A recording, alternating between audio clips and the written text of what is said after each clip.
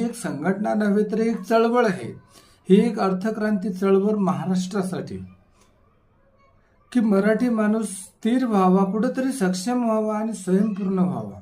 आज मराठी माणूस नोकरी मागे जातोय तर तिथे 100 वॅकन्सी आणि 10,000 फॉर्म. व्यवसाय तर नाहीच, परप्रांतीयांनी सर्व व्यवसायाची वाट लावली. चक्क मराठी माणसासाठी व्यवसाय 2-3च राहिलेत. या तर वडापाव टाका, चहाचा गाळा टाका, नाहीतर पानटपरीची दुकान टाका, नाहीतर मग रिक्षा चालवा.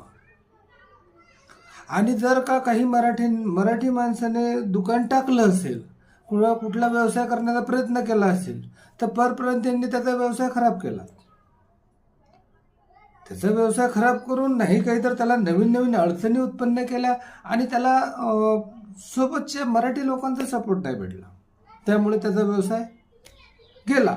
परिणामी आज कंडिशन काय आहे, तुम्ही तुमच्या जरी एरियामध्ये बघितलं तरीही संपूर्ण महाराष्ट्रामध्ये 97% दुकानं हे परप्रांतीयांचे आहे, मराठीचे नाही. आणि व्यवसायामध्ये समृद्धी आहे. आपल्या कुठल्या तरी ग्रंथात, मतात, कुठल्या तरी ज्येष्ठांनी कुठे म्हटलंय का तुम्हाला नोकर व्हा? मला हे कळत नाही, महाराष्ट्राचे लोक का नोकर बनायला बघतात? अरे तुम्ही नोकरसाठी नाही, तुम्ही ह्या पुण्यभूमीत आहात आणि ह्या पुण्यभूमीचे तुम्ही महाराष्ट्राचे मालक आहात. मग का नोकर बनताय? मालक बना. कुठेतरी दुकान टाका, छोटं काय होईना पण दुकान टाका, व्यवसाय करा.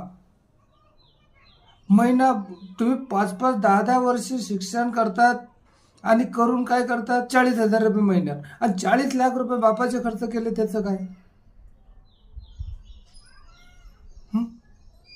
बापाचे 40 लाख खर्च केले आणि काय ते शिकला नोकरी करताय तर कितीची? 40,000ची. हातात काय धत्र? हातात काय राहतं? काहीच नाही. महिना अखेर हात खाली. नोकरीची पद्धतच आहे. पगार 1 तारखेला येतो, 10 तारखेपर्यंत फुल दिवाळी, 10च्या नंतर